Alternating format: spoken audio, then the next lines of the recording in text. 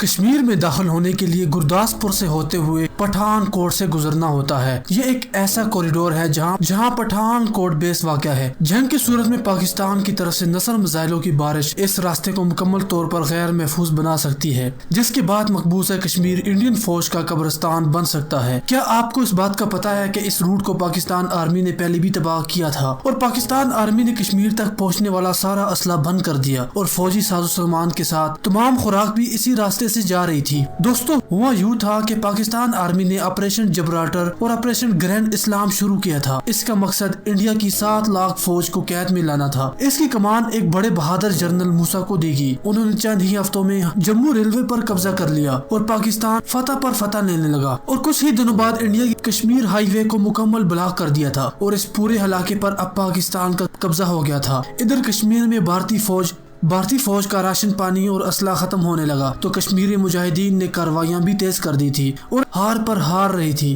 India کے پاس اتنا پیسہ نہیں تھا کہ 7 لاکھ فوج کو ہوا کے ذریعے ساز و سامان پہنچا سکے، اور کشمیری تاجروں نے بھی انڈین آرمی کو سامان کی سپلائی بند کر دی تھی۔ دوستو، کشمیر میں تو انڈیا بری طرح ہار رہا تھا، لیکن اس کی ایک بڑی فوج ابھی باقی تھی۔ اس لیے 1965 میں انڈیا نے لاہور، سیالکوٹ اور مشرقی پاکستان پر بڑے حملے کا آغاز کر دیا تھا۔ اس لیے پاکستان کو اپنی تمام فوج پٹھان کوٹ سے بلانا پڑی۔ جو علاقہ ہم نے قبضہ کیا ہوا تھا وہ سارا علاقہ ہمیں چھوڑ کر پاکستان لاہور کی طرف مارچ کرنا پڑا اور بہادری کی نئی داستان رقم کی تھی جو 1965 میں ہم نے انڈیا کی فوج کو دھول چٹائی تھی۔ دوستو، اس میں پاکستان نے یہ غلطی کی تھی کہ انڈیا کی ساری فوج کشمیر سے ہٹ کر فارغ تھی۔ دوسری طرف حالیہ ہونے والی انڈو چین جھڑپ میں سکم کے علاقے میں چند کلومیٹر اندر آنے پر انڈیا کا وہ کوریڈور آتا ہے جسے فوجی ساز و سامان میں مرغی کی گردن سے تشبیہ دی جاتی ہے۔ دوستو، جس سے ہونے والی چھوٹی سی چائنی جھڑپ بھی انڈیا کو اس کے 7 ریاستوں سے زمینی طور پر مکمل کاٹ کر رکھ دے گی۔ نتیجہ آسام، منی پور، ناگالینڈ کے فرینڈ فائٹر انڈین فوج کو کتوں کی طرح بھگا کر مار سکتے ہیں۔ چائنا کی طرف سے سرگرم کیے جانے والے صرف 2 پوائنٹس نے انڈیا کے سالوں کی محنت پر صرف 2 دنوں میں پانی پھیر کر رکھ دیا ہے۔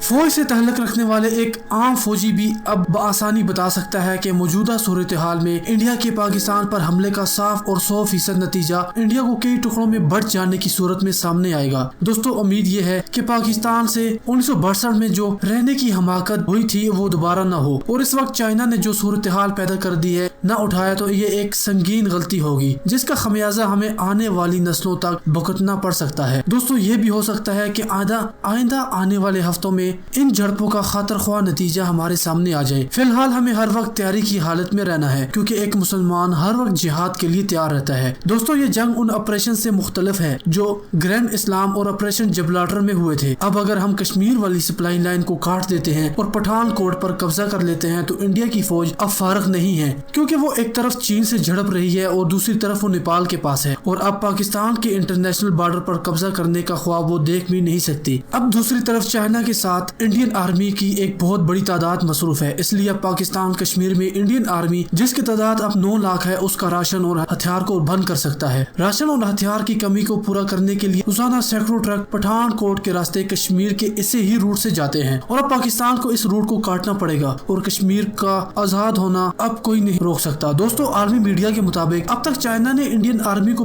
مار کر لداخ کا 40% علاقے پر قبضہ کر لیا ہے، اور انڈیا اسے مکمل چھپا رہا ہے اور انڈین میڈیا بالکل اس خبر کو کسی کو نہیں دکھا رہا۔ انڈیا ٹی وی نے جب یہ خبریں لیک کی تو انڈین ٹی وی کو بھی انہوں نے چپ کرا دیا۔ دوستو، چائنا نے بڑی تعداد میں اس علاقے میں ایک بہت بڑی ٹینک انفینٹری بھی تعینات کر دی ہے، اور دوسری طرف انڈیا نے اپنی فوجوں کے کئی بریگیڈ لداخ کی طرف روانہ کر دیے ہیں۔ ایک نیپال کی جانب سے فوج کی دھمکی سے اب انڈین فوج ادھر بھی مارچ کر رہی ہے، اور اب سب سے اہم بات یہ ہے کہ پاکستان چائنا کی طرح صرف آرمی استعمال کرنے والا نہیں ہے۔ پاکستان نے اسکردو ایئر بیس کو تیار کر دیا ہے اور وہاں پر F-17 تھنڈر اور F-16 کی تعیناتی بھی انڈین میڈیا کے مطابق ہو چکی ہے۔ انڈین میڈیا اس اسکردو ایئر بیس کو لے کر بڑے ہی تفشیش میں ہے، کیونکہ پاکستان ایئر فورس کی مار وہ 27 فروری 2019 کو کھا چکا ہے۔ دوستو، دوسری طرف ہماری آرمی بھی تیار ہے، اس لیے آرمی کے ساتھ اگر ایئر فورس بھی ہو تو کشمیر مہینوں میں نہیں بلکہ ہفتوں میں فتح ہو جائے گا۔ دوستو، اس انالیسس کے ساتھ آپ کس حد تک اتفاق کرتے ہیں، اور آپ کے مطابق کیا پاکستان کو اس موقع سے فائدہ اٹھانا چاہیے؟ کیا پاکستان 1962 کی طرح اس موقع کو بھی ضائع کر دے گا؟ دوستو، اللہ ہمارا مددگار ہو اور اللہ ہمارا حامی و ناصر ہو۔ اپنی رائے ضرور دیجیے گا اور اس چینل کے ساتھ ضرور جڑ جائیے۔ ہمیں اجازت دیں، خدا حافظ۔